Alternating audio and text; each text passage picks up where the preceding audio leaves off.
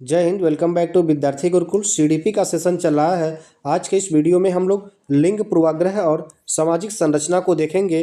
इससे बनने वाला जो भी क्वेश्चन आगे के एग्जाम में पूछा जाएगा, उन सभी प्रश्नों के कॉन्सेप्ट को आज के इस वीडियो में हम लोग ट्रिक के साथ समझेंगे। क्योंकि इस वीडियो में जो भी क्वेश्चन लिया गया है वह सभी प्रश्न प्रीवियस ईयर के पेपर से लिए गए हैं। जो भी क्वेश्चन लिंग पूर्वाग्रह और सामाजिक संरचना से संबंधित पूछा गया है, उन सभी प्रश्नों को आज के इस वीडियो में शामिल किया गया है। हम लोग लैंगिक पूर्वाग्रह और जेंडर रूढ़िवादिता के सारे क्वेश्चन को समझेंगे, सारे कॉन्सेप्ट को समझेंगे। आगे इससे एक भी क्वेश्चन आपसे गलत नहीं होगा यदि इस पूरे वीडियो को आप लोग देख लेते हैं। तो चलिए शुरू करते हैं। आज का पहला क्वेश्चन आपके सामने है, पुरुष और महिला के भूमिकाओं का निर्धारण समाज करता है। यह कथन बताता है कि लैंगिकता एक अंतर्निहित अवतरण है, लैंगिकता एक आनुवंशिक प्रतिभा है, लैंगिकता एक अंतर्ज्ञानी अवतरण है, लैंगिकता एक सामाजिक अवतरण है। पुरुष और महिलाओं की भूमिकाओं का जो निर्धारण समाज द्वारा किया जाता है, यह कथन क्या बताता है? समाज जो है यह तय करता है कि पुरुष के लिए क्या क्या काम है और महिलाओं के लिए क्या क्या काम है। इस तरह पुरुष और महिला के आधार पे कार्यों का जो बंटवारा किया जाता है, यह समाज द्वारा किया जाता है। इसलिए लैंगिकता एक सामाजिक अवतरण होगा। जेंडर क्या होता है? एक मनोवैज्ञानिक सत्ता है, एक सामाजिक संरचना है, एक आर्थिक अवधारणा है, एक जैविक निर्धारक है। पुरुष और महिलाओं की भूमिका का कार्यों के आधार पर जो निर्धारण किया जाता है, यह समाज के द्वारा किया जाता है। इसलिए जेंडर एक सामाजिक संरचना हो जाएगा। इस प्रश्न का सही जवाब बी हो जाएगा। कक्षा कक्ष में शिक्षक और विद्यार्थी किस प्रकार जेंडर को, खाली स्थान यहाँ पे है भरना है, करते हैं। यह सीखने के वातावरण और आगे यहाँ पे बताना है कि क्या आएगा। परिभाषित को कम प्रभावी बनाता है, व्याख्यायित पर कोई प्रभाव नहीं डालता, निर्मित पर प्रभाव डालता है, रूपांतरित को क्षुब्ध करता है। तो इस प्रश्न का सही जवाब सी हो जाएगा कि कक्षा कक्ष में शिक्षक और विद्यार्थी किस प्रकार जेंडर को निर्मित करते हैं और यह सीखने के वातावरण पर प्रभाव डालता है। इस प्रकार यहाँ पे निर्मित भरा जाएगा और यहाँ पर भरा जाएगा पर प्रभाव डालता है। इस प्रश्न का सही जवाब सी हो जाएगा। अगला क्वेश्चन है कि सामाजिक भूमिकाओं के कारण न कि जीव वैज्ञानिक संपत्ति के कारण सौंपी गई विशिष्टताएं क्या कहलाती हैं? जेंडर भूमिका अभिवृत्ति, जेंडर भूमिका बदलाव, जेंडर भूमिका रूढ़िबद्धता, जेंडर भूमिका नैदानिकी। तो सामाजिक भूमिकाओं के कारण जो विशिष्टताएं सौंपी जाती हैं, यह जेंडर भूमिका रूढ़िबद्धता कहलाती है। इस प्रश्न का सही जवाब सी हो जाएगा। बालिका शिक्षा को महत्ता देना उचित है क्योंकि बालिकाएं बालकों से अधिक बुद्धिमती होती हैं, बालिकाएं बालकों से अल्पसंख्यक होती हैं, अतीत में बालिकाओं को बुरी तरह से विभेदित किया जाता है, किसी सामाजिक परिवर्तन के नेतृत्व में केवल बालिकाएं ही समर्थ होती हैं। बालिका शिक्षा को महत्व देना क्यों उचित है? ज़्यादा उचित है। इस प्रश्न का सही जवाब डी हो जाएगा। आगे यदि इन विकल्पों के बारे में देखा जाए तो बालिकाएं बालकों से अधिक बुद्धिमती होती हैं, यह लिंग पूर्वाग्रह को प्रदर्शित कर रहा है, इसलिए यह गलत हो जाएगा। बालिकाएं बालकों से अल्पसंख्यक होती हैं, यह भी लिंग पूर्वाग्रह, जेंडर रूढ़िवादिता इसमें प्रदर्शित हो रहा है, इसलिए यह भी गलत हो जाएगा। अतीत में बालिकाओं को बुरी तरह से विभाजित किया जाता है, यह भी लिंग पूर्वाग्रह पर आधारित है, इसलिए यह भी गलत हो जाएगा। इन चारों विकल्पों में से सबसे उचित विकल्प डी है, इसलिए इसका सही जवाब डी हो जाएगा। अगला क्वेश्चन पूछा गया है, निम्नलिखित में से कौन सा सामाजिक आर्थिक स्थिति से प्रभावित नहीं होता है? पड़ोस की पसंद, स्कूली शिक्षा की गुणवत्ता, लिंग या पोषण। तो सामाजिक आर्थिक स्थिति से लिंग प्रभावित नहीं होता है। इस प्रश्न का सही जवाब सी हो जाएगा। अनेक शोध अध्ययनों से पता चलता है कि शिक्षक लड़कियों की अपेक्षा लड़कों से अधिक पारस्परिक क्रिया करते हैं। इसका सही विवेचन क्या है? लड़कियों की तुलना में लड़कों को अधिक अवधान की आवश्यकता होती है। यह शिक्षण में लिंग पक्षपात का एक उदाहरण है। यह कक्षा में लड़कियों की तुलना में लड़कों को अधिक आसानी से नियंत्रित किया जा सकता है। लड़कियों की तुलना में लड़कों में शैक्षिक क्षमताएं काफ़ी अधिक होती हैं। तुलना करके लिंग पक्षपात किया जा रहा है, इसलिए इस प्रश्न का जो सही जवाब हो जाएगा, यह शिक्षण में लिंग पक्षपात का एक उदाहरण है। बी ऑप्शन जो है इस प्रश्न का बिल्कुल सही जवाब हो जाएगा। कक्षा में परिचर्चा के दौरान एक शिक्षक प्रायः लड़कियों की तुलना में लड़कों पर अधिक ध्यान देता है, यह किसका उदाहरण है? जेंडर संबद्धता, जेंडर समरूपता, जेंडर पक्षपात, जेंडर पहचान।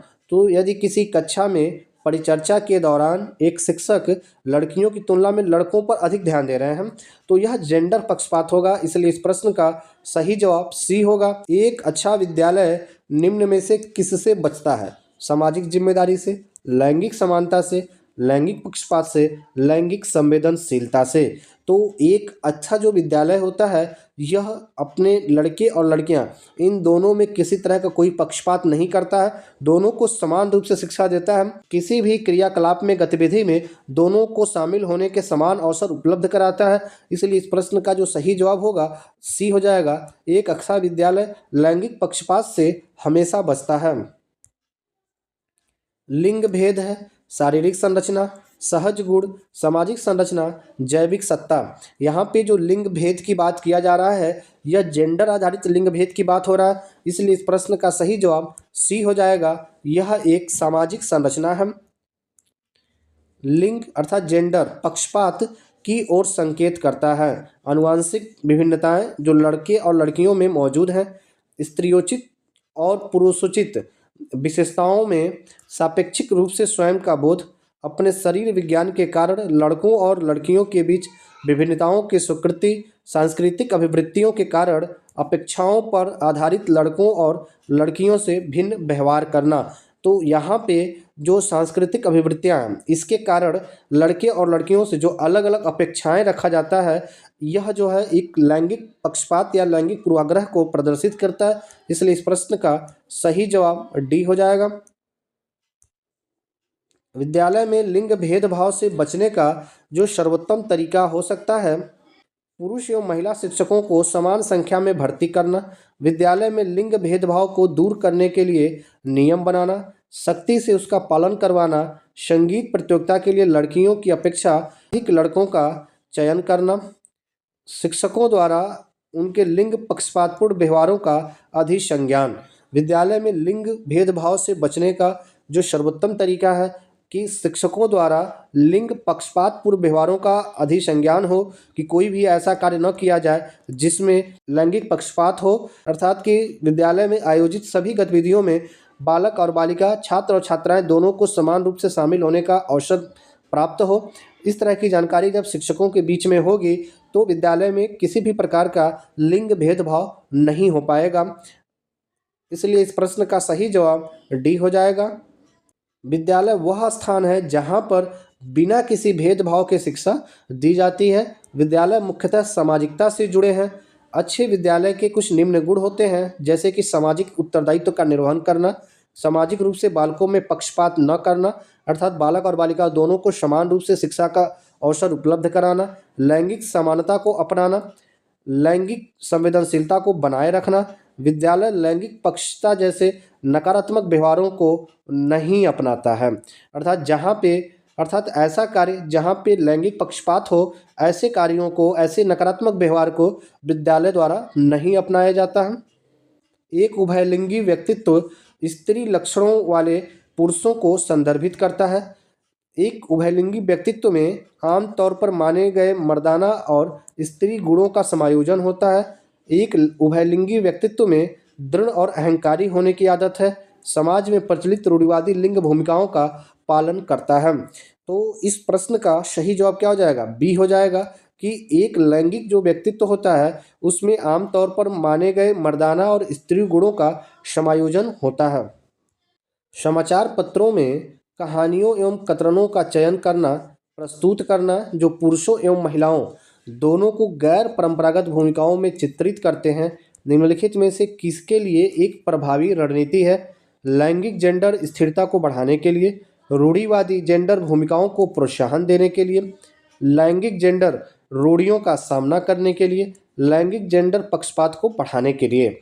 यदि समाचार पत्रों में ऐसी कहानियाँ मिल जाती हैं जो पुरुषों और महिलाओं दोनों को गैर परंपरागत भूमिकाओं में चित्रित करते हैं, जैसे कि जो कार्य पुरुष करते हैं वह किसी महिला द्वारा जो है किया गया होता है और महिलाओं को उसमें जो है प्रसिद्धि हासिल होती है, इसी तरह महिलाओं के लिए जो कार्य होते हैं वह किसी पुरुष द्वारा किया गया होता है और पुरुषों को उसमें प्रसिद्धि हासिल होती है, समाज में स्वीकृति मिलती है। तो ऐसे कतरनों का, ऐसे कहानियों का जो है, इसका जो है कटिंग करके और उसे रखा जाता है। और क्यों रखा जाता है? क्योंकि उसे जो है दिखा करके समाज में जो लैंगिक रूढ़िवादिता है उसे ख़त्म किया जा सके और लोगों को बताया जा सके कि महिला और पुरुष दोनों समान होते हैं और दोनों जो है एक दूसरे के कार्यों को कर सकते हैं, दोनों एक दूसरे के कार्यों में सहायता कर सकते हैं। इसलिए इस प्रश्न का जो सही जवाब हो जाएगा वह जेंडर या रूढ़ियों का सामना करने के लिए इस प्रश्न का सही जवाब सी हो जाएगा। खिलौने, पहनावे की वस्तुएं, घरेलू सामग्रियां, व्यवसायों एवं रंगों को विशिष्ट लिंग के साथ संबंधित करना क्या प्रदर्शित करता है? जेंडर रूढ़िवादिता, जेंडर सिद्धांत, जेंडर प्रासंगिकता, विकसित जेंडर पहचान। तो जो खिलौने होते हैं, पहनावे की वस्तुएं, घरेलू सामग्रियां, रंग, व्यवसाय, ये जो इसमें जो विशेषता बनाई गई है कि यह पुरुषों के लिए, यह महिलाओं के लिए, यह सभी जेंडर रूढ़िवादिता को प्रदर्शित करते हैं। इसलिए इस प्रश्न का सही जवाब ए हो जाएगा। बच्चों में जेंडर रूढ़िवादिता एवं जेंडर भूमिका अनुरूपता को कम करने के लिए निम्नलिखित में से कौन सी पद्धति प्रभावशाली है? जेंडर पृथक खेल समूह बनाना, जेंडर पृथक बैठने की व्यवस्था करना, जेंडर पक्षपात के लिए परिचर्चा करना, जेंडर विशिष्ट भूमिकाओं को महत्व देना। जेंडर रूढ़िवादिता को कम करने के लिए जो है ज़रूरी है कि पक्षपात के बारे में परिचर्चा किया जाए, इसलिए जेंडर पक्षपात के बारे में परिचर्चा किया जाए। इसलिए इस प्रश्न का सही जवाब सी हो जाएगा। समाज में विभिन्न लिंगों के लिए उपयुक्त मानी जाने वाली प्रारूप विशेषताओं के बारे में जन सामान्य की अवधारणाओं को क्या कहते हैं? जेंडर भूमिकाएं, जेंडर पहचान, जेंडर रूढ़िवादिता, जेंडर विभेदीकरण। तो जब पुरुष और महिला इन दोनों को कार्यों की विशेषता के आधार पर बांटा जाता है तब यह जेंडर रूढ़िवादिता कहा जाता है। इस प्रश्न का सही जवाब सी हो जाएगा।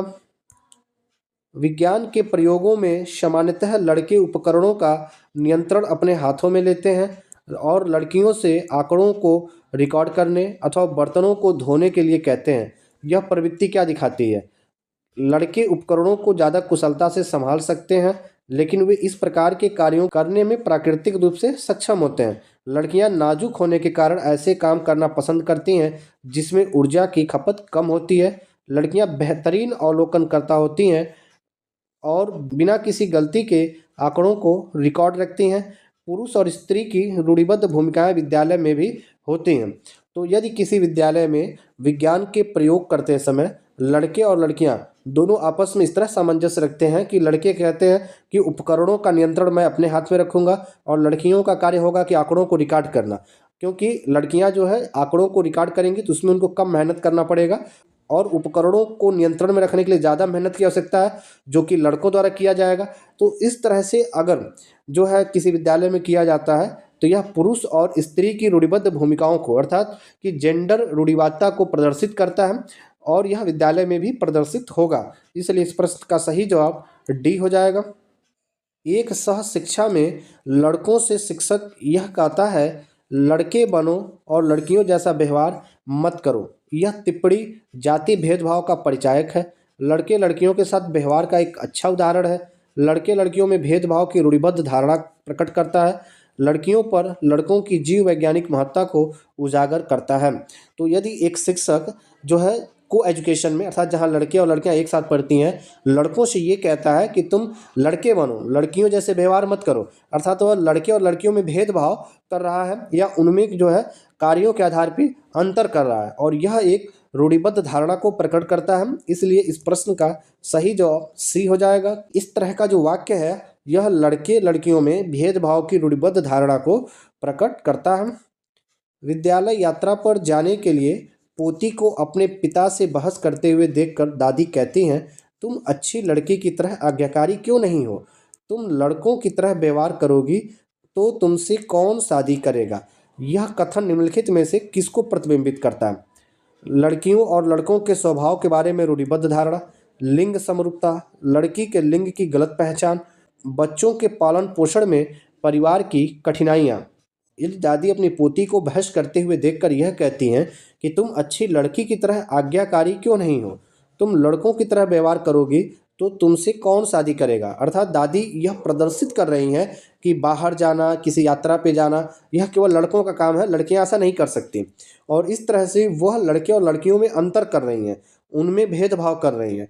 और यह जो भेदभाव है यह लैंगिक पूर्वाग्रह को प्रदर्शित करता है, जेंडर रूढ़िवादिता की धारणा को दिखाता है। इसलिए इस प्रश्न का जो सही जवाब होगा वह ए हो जाएगा। एक अच्छी पाठ्य पुस्तक से बचाती है, किससे बचाती है? लैंगिक समानता, सामाजिक उत्तरदायित्व, लैंगिक पूर्वाग्रह, लैंगिक संवेदनशीलता। एक अच्छी पाठ्य पुस्तक जो होती है वह लैंगिक पूर्वाग्रह से बचाती है, क्योंकि पाठ्य पुस्तक में छात्र और छात्रा न लिख करके जब भी वहाँ छात्र और छात्रा के किसी कार्य का चर्चा किया गया होता है तो वहाँ पे छात्र और छात्रा की जगह पर विद्यार्थी शब्द लिखा गया होता है, जो कि लैंगिक पूर्वाग्रह से जो है बचाता है।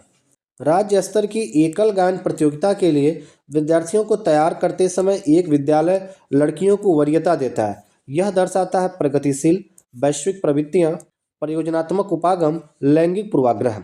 यदि एकल गायन प्रतियोगिता में विद्यालय केवल लड़कियों को वरीयता देता है, अर्थात वह यह समझता है कि जो गायन का कार्य है केवल लड़कियों द्वारा किया जा सकता है, लड़के अच्छा गाना नहीं गा सकते, यह भी एक लैंगिक पूर्वाग्रह का उदाहरण है। इसलिए इस प्रश्न का सही जवाब डी हो जाएगा। निम्नलिखित में से कौन सा समाज लिंग समानता का मानदंड हो सकता है? विद्यालय में पुरुष और महिला शिक्षकों की संख्या की तुलना, कक्षा 12 में लड़कों और लड़कियों द्वारा समान संख्या प्राप्त विशिष्ट योग्यता, कक्षा 12 तक पहुंचने वाले लड़कों और लड़कियों की संख्या की तुलना, क्या छात्राओं को विद्यालय से बाहर आयोजित प्रतियोगिताओं में भाग लेने की अनुमति दी जाती है।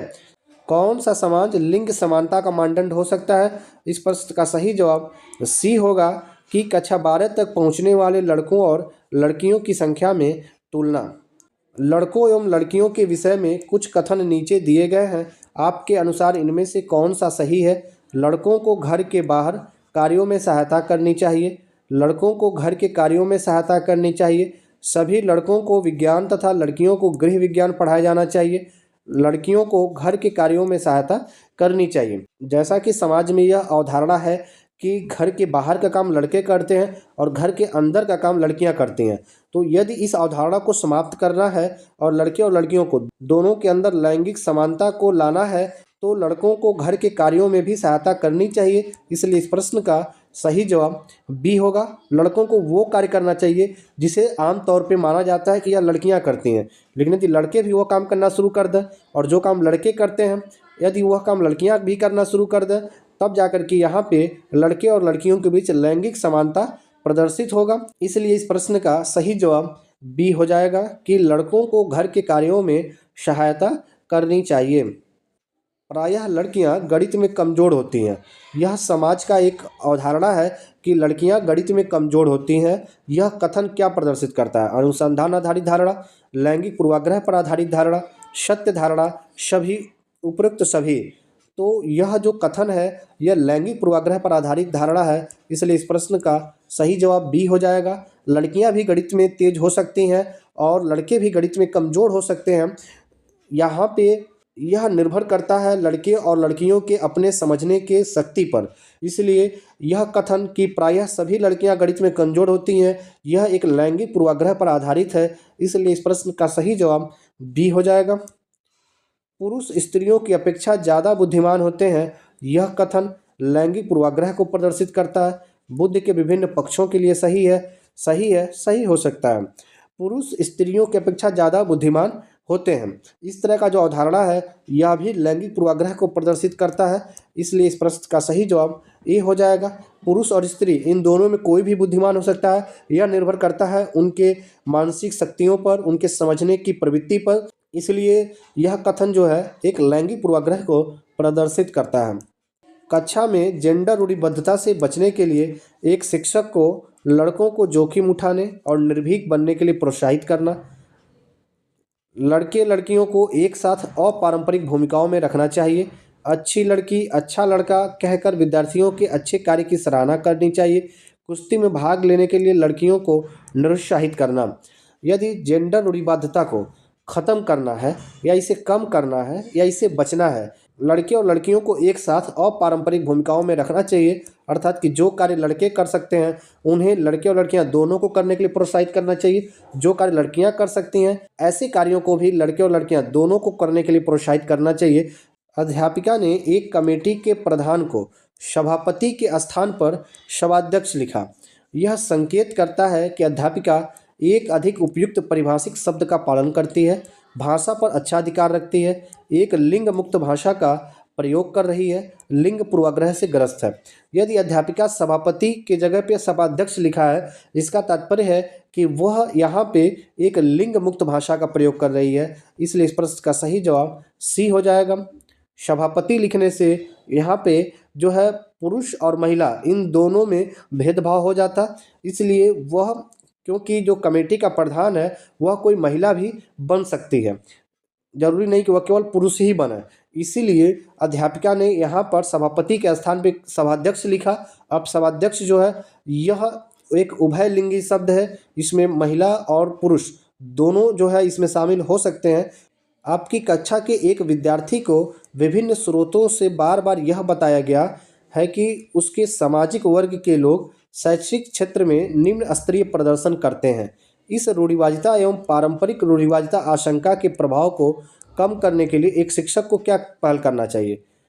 विभिन्न सामाजिक वर्गों के विद्यार्थियों के बीच प्रतियोगिता आयोजित करना, विद्यार्थी से पढ़ाई छोड़कर किसी अन्य क्षेत्र में शामिल होने के लिए सलाह देनी चाहिए, विभिन्न सामाजिक वर्गों के रोल मॉडल से संबंधित कहानियों एवं उदाहरणों को प्रस्तुत करना चाहिए, इस प्रकार के सरोकारों का अनदेखी करना चाहिए। तो इस प्रश्न का सही जवाब सी हो जाएगा।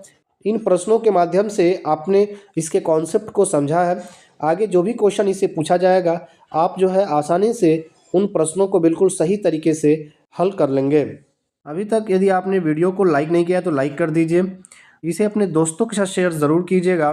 ऐसे रेगुलर सेशन से जुड़ने के लिए चैनल को सब्सक्राइब जरूर कीजिए। कमेंट करके बताइए आगे आप सीटेट के किस टॉपिक पर वीडियो चाहते हैं, उस पर वीडियो देने का हम पूरा प्रयास करेंगे। व्हाट्सएप पर हमारा विद्यार्थी गुरुकुल का चैनल बना हुआ है, इसे ज्वाइन होने के लिए इस वीडियो के डिस्क्रिप्शन में आपको इसका लिंक मिल जाएगा, जिसकी सहायता से विद्यार्थी गुरुकुल के व्हाट्सएप चैनल से आप ज्वाइन हो सकते हैं, जहाँ पे सभी फ्यूचर अपडेट्स और स्टडी मटेरियल्स शेयर किए जाते रहते हैं। मिलते हैं फिर आपसे नेक्स्ट सेशन में। जय हिंद, शुक्रिया।